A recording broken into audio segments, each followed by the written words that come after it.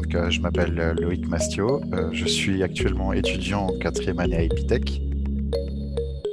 Du coup, Epitech Strasbourg, c'est une école d'informatique. Donc, on apprend principalement la programmation. Pendant ces 4 ans, j'ai eu l'occasion de travailler sur le développement de logiciels sur plusieurs langages. Là, dans le cadre de mes études, j'ai pris une spécialisation du coup intelligence artificielle et big data. Cette formation me permet en parallèle de travailler en entreprise. Donc, c'est un contrat de professionnalisation. Je travaille au sein d'un groupe pharmaceutique. J'occupe plutôt le poste de data analyst, data scientist.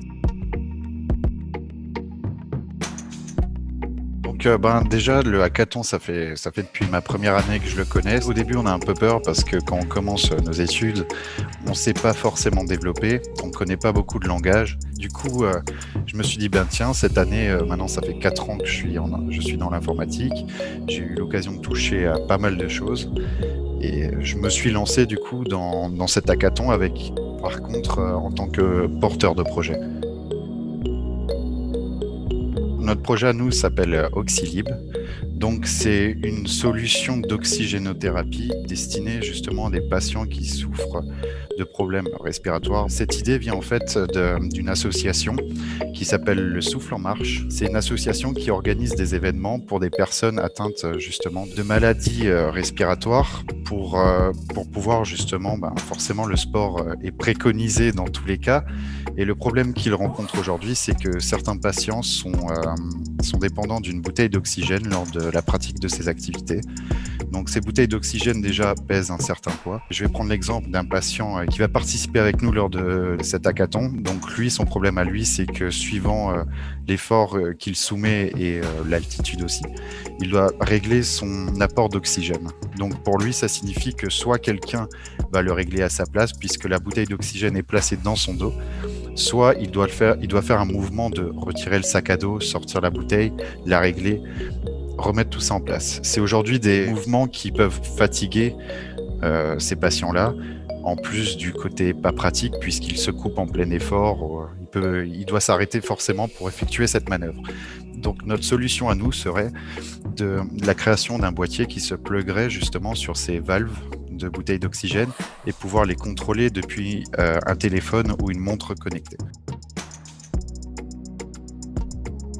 Aujourd'hui, on a des gens qui sont de plus en plus formés sur les nouvelles technologies et je pense que ça va nous ouvrir des perspectives sur des produits qu'on n'imaginerait même pas, des solutions qu'on n'imaginerait même pas, qui sont peut-être en cours de développement, mais on n'en entend pas forcément parler. Mais je pense qu'aujourd'hui, plus les gens vont monter en compétences, plus on pourra avoir déjà de personnes qualifiées et pouvoir travailler justement en partenariat avec les professionnels de santé pour apporter des solutions techniques qui s'ouvrent aujourd'hui à nous, quoi.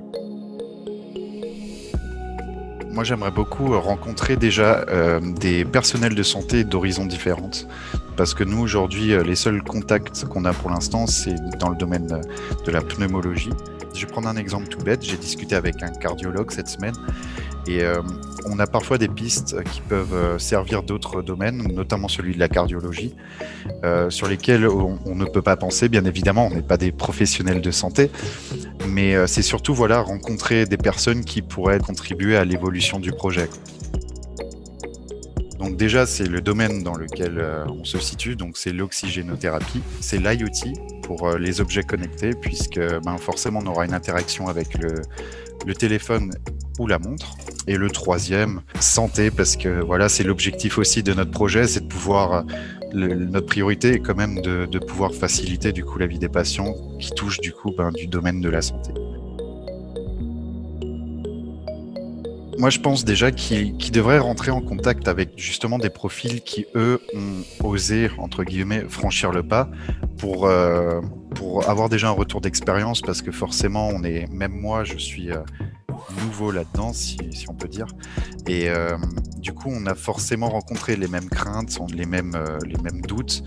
Mais ces choses-là, il faut passer outre. Et si je peux comprendre que ça peut être difficile pour certains, mais en soi, je pense que le plus pertinent reste quand même d'essayer que au final, devoir se morfondre parce qu'on ne l'a pas fait. Une fois que vous êtes lancé, que vous êtes dans votre projet, que vous voyez que voilà, vous avancez, c'est une boucle vertueuse qui au final fait que votre projet, qu'il marche ou qu'il ne marche pas, euh, vous êtes quand même entraîné là-dedans et au final, même s'il ne marche pas, vous vous êtes dit, j'ai quand même réussi à faire ça, je m'en pensais pas capable et il n'y a que du bon, il y a que du bon là-dedans, quoi.